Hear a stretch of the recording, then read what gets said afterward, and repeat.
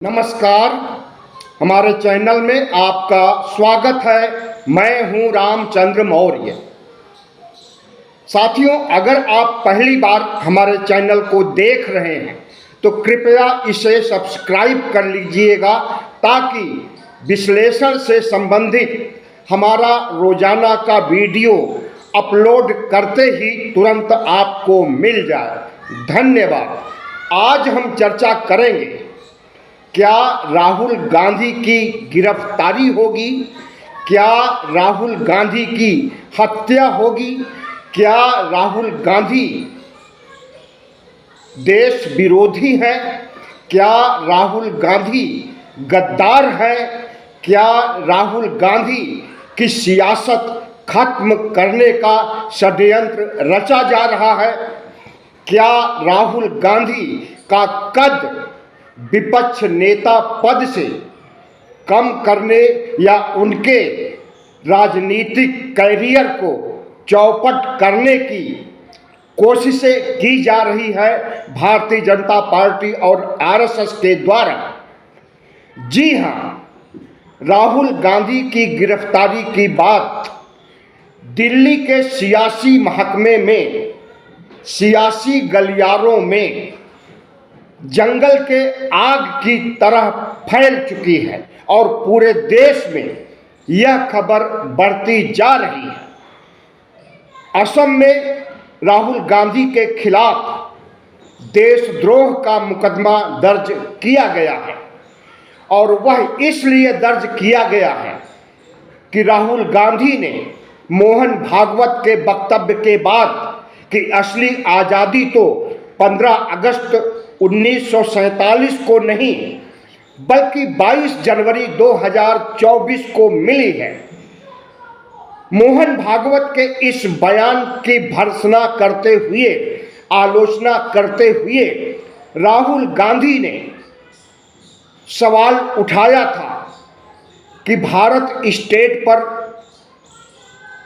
कब्जा कर लिया है मोदी सरकार ने और भारत स्टेट को हम स्वतंत्र कराने के लिए लड़ाई लड़ रहे हैं। राहुल गांधी के इस स्टेटमेंट को गलत अर्थों में लिया गया या यूं कहें कि इसकी गलत परिभाषा की गई। संविधान के अनुच्छेद 12 में लिखा हुआ है कि भारत एक स्टेट है। स्टेट का मतलब एजेंसियां होती है, प्रधानमंत्री पद होता है, राष्ट्रपति का पद होता है, चुनाव आयोग होता है, नेता विपक्ष भी होता है, लोकसभा, राज्यसभा, हर कुछ आ जाता है इंडिया स्टेट में। और उसी इंडिया स्टेट पर प्रधानमंत्री नरेंद्र मोदी ने कब्जा कर लिया है और आरएसएस की विचारधारा चल रही है। तो भारतीय जनता पार्टी के प्रमुख जेपी नड्डा ने सबसे पहले ट्वीट किया और इसे देशद्रोही कहा। उसके बाद असम में इसके खिलाफ एफआईआर दर्ज कराया गया कि राहुल गांधी ने देशद्रोही बयान दिया है। आईपीसी की धारा 499 और 500 के तहत उनके ऊपर जो मुकदमा किया गया है उसमें गिरफ्तारी का प्रावधान है तुरंत। और मुकदमा दर्ज होने के बाद अब सब यही उम्मीद कर रहे हैं कि राहुल गांधी की गिरफ्तारी कब होगी, अब होगी, तब होगी, कब होगी। आज राहुल गांधी कर्नाटक में जय भीम, जय संविधान, जय बापू रैली को संबोधित कर रहे हैं और उन्होंने फिर से सवाल उठाया है आरएसएस पर, भारतीय जनता पार्टी पर, कि इन्होंने संविधान को कमजोर करने का काम किया है, ओबीसी हक अधिकार को छीनने का काम किया है, ओबीसी की जनगणना नहीं कराने का घिनौना काम किया है और बाबा साहब डॉक्टर भीमराव अंबेडकर को अपमानित किया है भरी संसद में, राज्यसभा में गृह मंत्री ने। और जिस तरह से आए दिन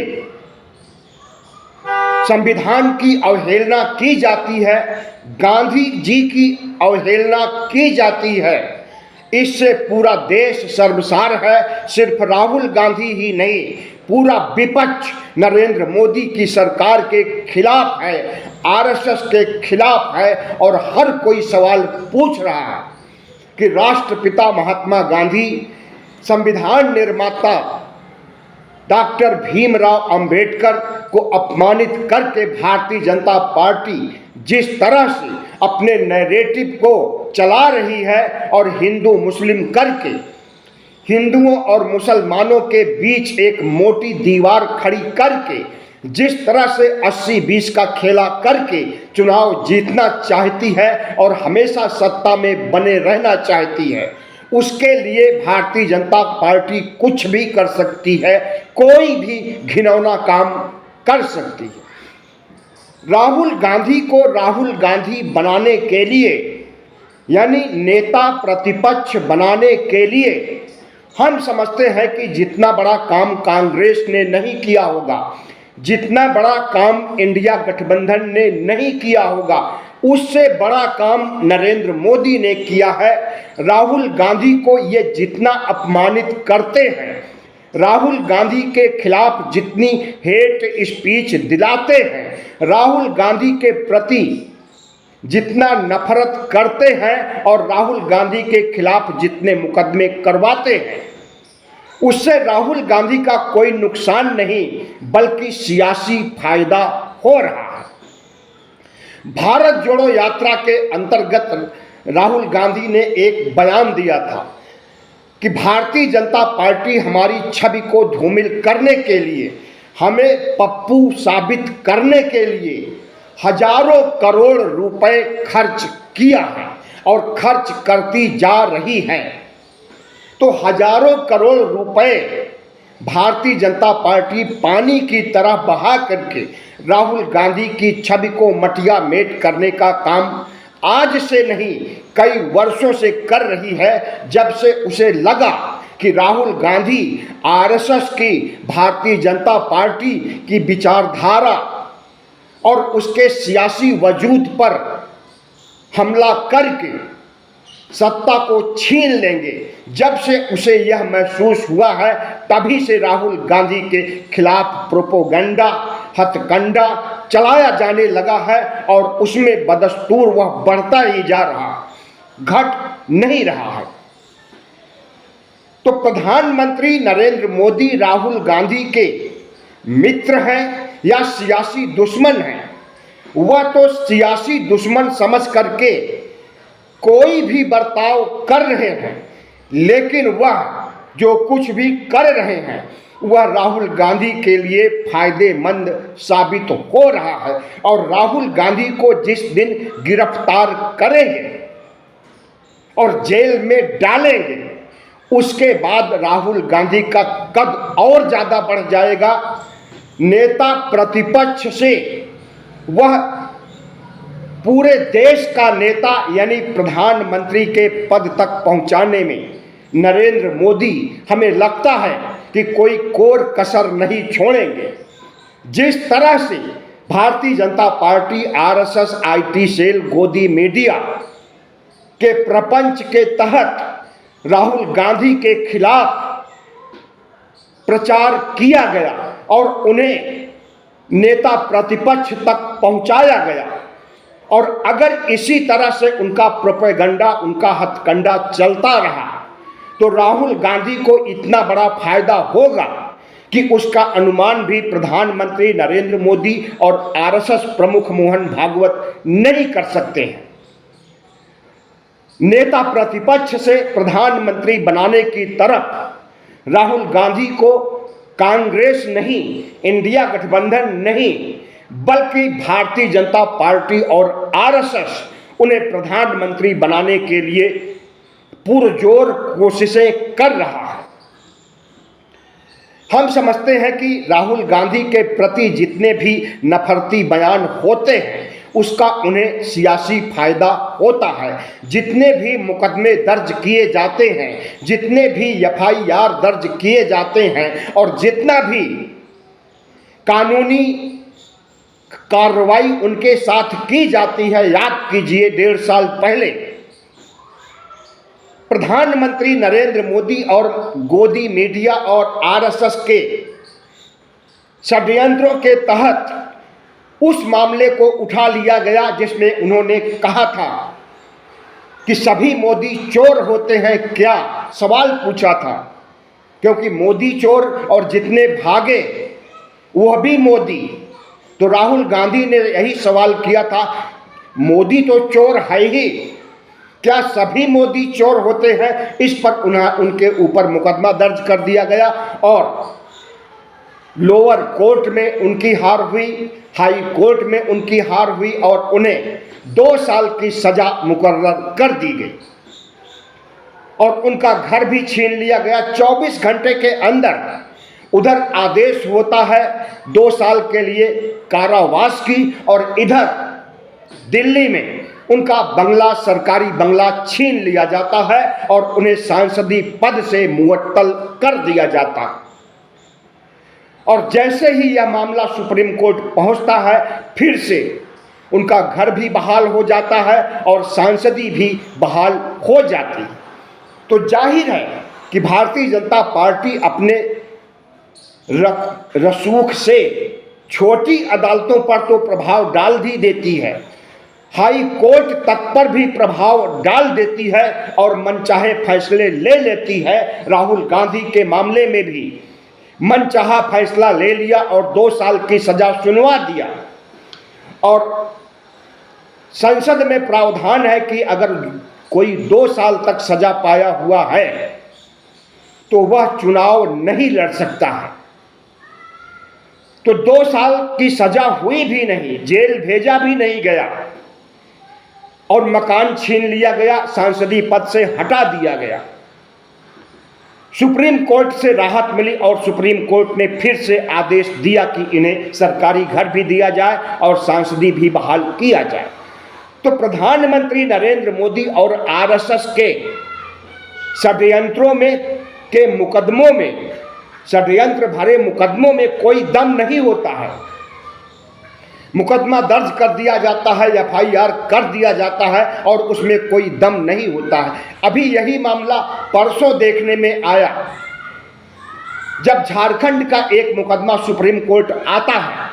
उस मुकदमे में 2018 में दर्ज किया गया था, जब राहुल गांधी ने कांग्रेस की एक सभा में कहा था कि कोई भी हत्यारा भारतीय जनता पार्टी का अध्यक्ष बन सकता है। हत्यारा शब्द से प्रधानमंत्री नरेंद्र मोदी और अमित शाह को नफरत है, क्योंकि जो हत्याएं इन्होंने गुजरात में 2002 में करवाई थी गोधरा कांड के बाद, उसमें हजारों मुसलमान मारे गए थे। तो हत्यारा शब्द से इन्हें डर लगता है और राहुल गांधी ने शाह को हत्यारा कह दिया। और अगर कोई तड़ी पार कह देता है तो उससे भी इन्हें डर लगता है, क्योंकि तड़ी पार भी हो चुके हैं अमित शाह। तो हत्यारा और तड़ी पार कहने के ऊपर मुकदमा डाल दिया गया, मानहानि का मुकदमा। और उस मानहानि के मुकदमे में अमित शाह अपने से वह मुकदमा नहीं दर्ज कराया, बल्कि भारतीय जनता पार्टी के कार्यकर्ता प्रताप कुमार नाम का कोई व्यक्ति है, भारतीय जनता पार्टी कार्यकर्ता, उसने मुकदमा दर्ज किया और झारखंड की हाई कोर्ट के आदेश के तहत राहुल गांधी को सजा मुकर्रर की गई। और सुप्रीम कोर्ट वही मामला आता है। कांग्रेस के वरिष्ठ वकील अभिषेक मनु सिंघवी ने तर्क दिया कि जो आरोपी है, जो भुक्तभोगी है, जिसे कहा गया कि वह तड़ी पार या हत्यारा है, उसने मुकदमा नहीं किया है। जिसकी मानहानि हुई है उसने मुकदमा नहीं किया है। मुकदमा थर्ड पार्टी ने किया है और थर्ड पार्टी की बात नहीं मानी जाएगी। कानून में, संविधान में ऐसा प्रावधान कतई नहीं है कि थर्ड पार्टी मानहानि का मुकदमा करे। मुकदमा खारिज हो गया और आरोप को हटा लिया गया। जो कार्रवाई हाई कोर्ट ने किया था झारखंड में, उस पर रोक लगा दी गई। तो राहुल गांधी की जीत हुई और ऐसे कई मुकदमों में राहुल गांधी की जीत हुई है। और जो लगभग 30 मुकदमे हैं, देश भर के हर राज्यों में राहुल गांधी के खिलाफ मुकदमे दर्ज हैं और हर मुकदमों में उन्हें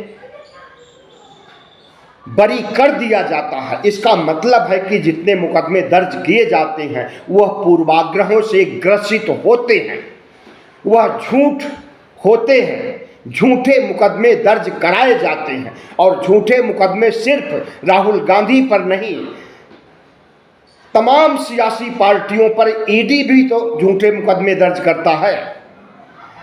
अरविंद केजरीवाल को, हेमंत सोरेन को गिरफ्तार कर लिया, कोई सबूत ही नहीं।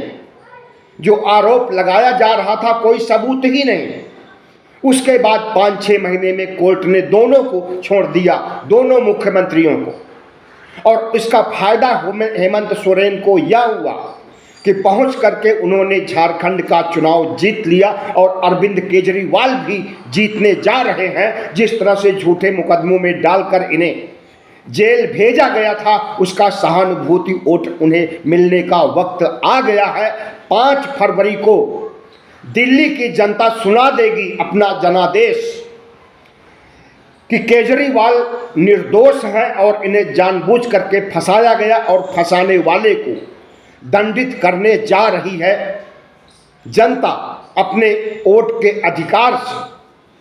तो नरेंद्र मोदी जो नफरत की खेती करते हैं, इससे कहीं न कहीं उन्हें नुकसान झेलना पड़ता है। वह नुकसान चाहे हेमंत सोरेन की तरफ से हो, वह नुकसान चाहे अरविंद केजरीवाल से हो, वह नुकसान चाहे राहुल गांधी नेता प्रतिपक्ष से हो।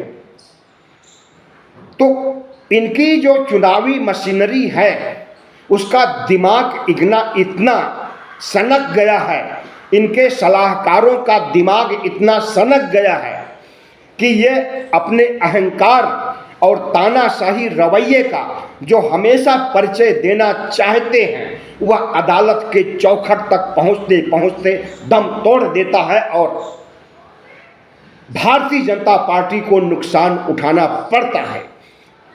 झारखंड में नुकसान उठा चुके हैं, दिल्ली में उठाने जा रहे हैं। और अगर मध्यावधि चुनाव होता है या 2029 का लोकसभा चुनाव आता है तो उसमें भी मुंह की खानी पड़ेगी। राहुल गांधी को का कद्दावर स्वरूप जितना बढ़ाते जा रहे हैं नरेंद्र मोदी, गोदी मीडिया, आईटी सेल, आरएसएस, इसका खामियाजा इन्हें भुगतना पड़ेगा।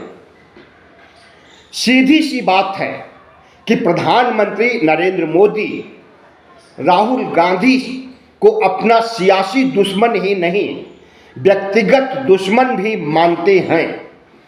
नेहरू गांधी खानदान को परिवारवादी कह करके अगर उसका असर जनता में अब नहीं हो रहा है तो नरेंद्र मोदी डायरेक्ट राहुल गांधी पर वार करना चाहते हैं, लेकिन इनका हर ब्रह्मास्त्र फेल हो जाता है और नए ब्रह्मास्त्र की तैयारियां करने में जुट जाते हैं।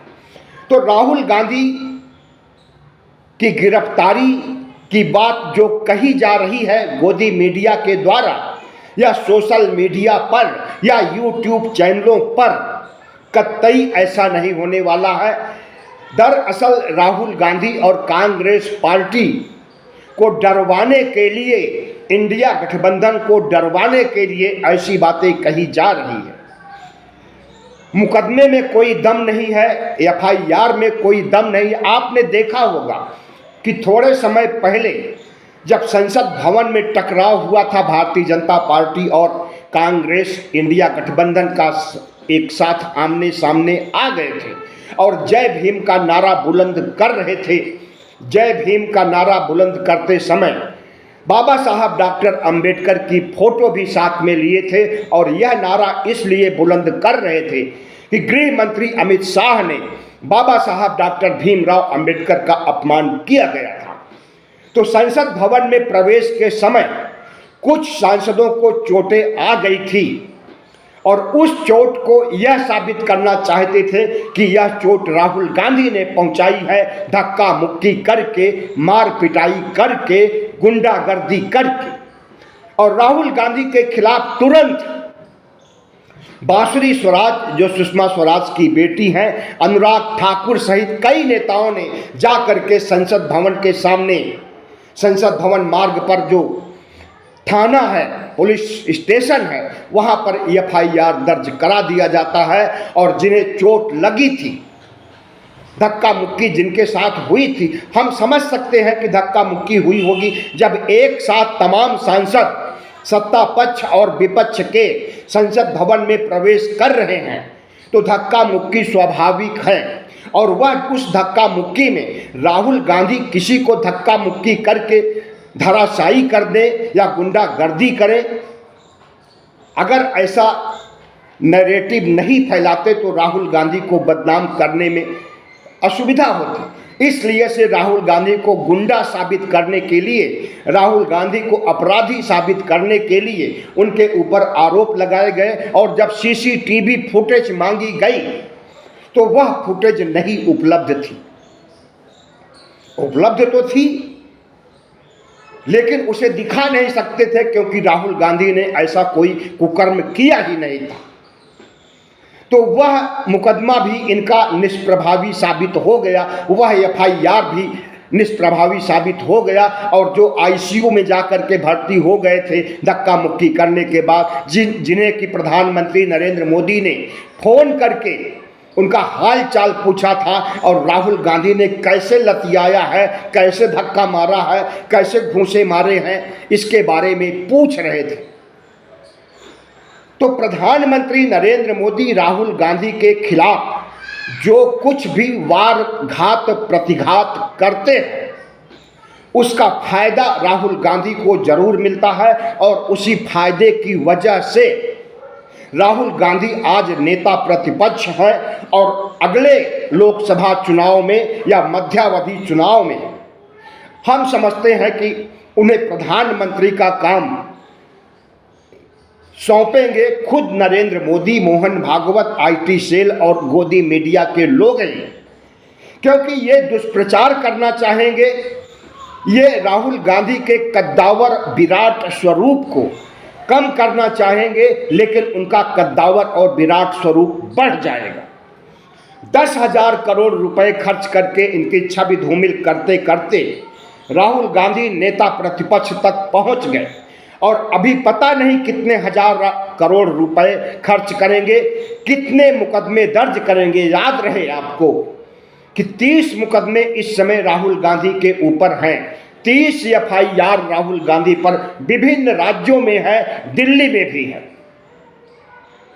और इन सभी से पार पा जाएंगे राहुल गांधी, क्योंकि राहुल गांधी, याद कीजिए क्या नारा दिया था भारत जोड़ो यात्रा के समय, डरो मत, अभय, भय नहीं होना चाहिए। तो जब ये खुद डरो मत का नारा लगा रहे हैं तो ये डरने वाले हैं, और नरेंद्र मोदी और इनके गोदी मीडिया और आरएसएस से डरने वाले हैं। इस समय देश का अगर सबसे बड़ा नेता कोई है, औपचारिक रूप से प्रधानमंत्री नरेंद्र मोदी हैं, क्योंकि वह सत्ता में है, देश ने उन्हें प्रधानमंत्री चुना है। लेकिन अनौपचारिक रूप से राहुल गांधी हैं। राहुल गांधी का व्यक्तित्व और इनका कद्दावर स्वरूप जिस तरह से निखर करके सामने आया है, आपको हम याद दिलाते हैं कि लोकसभा चुनाव के दौरान उत्तर प्रदेश में सीएसडीएस नामक एक संस्था, लोकनीति सीएसडीएस ने सर्वे किया था। उस सर्वे में सवाल पूछा गया था कि आप प्रधानमंत्री के रूप में किसे देखना चाहते हैं, राहुल गांधी को या नरेंद्र मोदी को। तो उत्तर प्रदेश के 32% लोगों ने कहा नरेंद्र मोदी को, और 36% लोगों ने कहा राहुल गांधी को। और वही राहुल गांधी 2024 का लोकसभा चुनाव तो नहीं जीत सके, या यूं कहें, लेकिन लंगड़ी सरकार बनाने, बैसाखियों वाली सरकार बनाने में कोई कोर कसर नहीं छोड़ी। तो अब की बार लंगड़ी सरकार, आगे अगली सरकार जाएगी सरकार, अगली बार जाएगी सरकार और राहुल गांधी प्रधानमंत्री बनेंगे। और उनको प्रधानमंत्री बनाने के लिए जो एजेंडा चलाया जा रहा है, जो प्रोपोगंडा, जो हथकंडा चलाया जा रहा है, उसमें नरेंद्र मोदी के मंत्रिमंडल के मंत्री भी शामिल हैं, जिन्होंने पिछले कुछ समय पहले कहा था कि जो राहुल गांधी की जीभ काट करके लाएगा उसे हम 11 लाख रुपए देंगे। जो राहुल गांधी को जमीन में दफना देगा उसे हम सम्मान देंगे। राहुल गांधी देशद्रोही है, राहुल गांधी आतंकी है, इसे कहने वाले नरेंद्र मोदी के मंत्रिमंडल के मंत्री ही हैं, कोई और नहीं।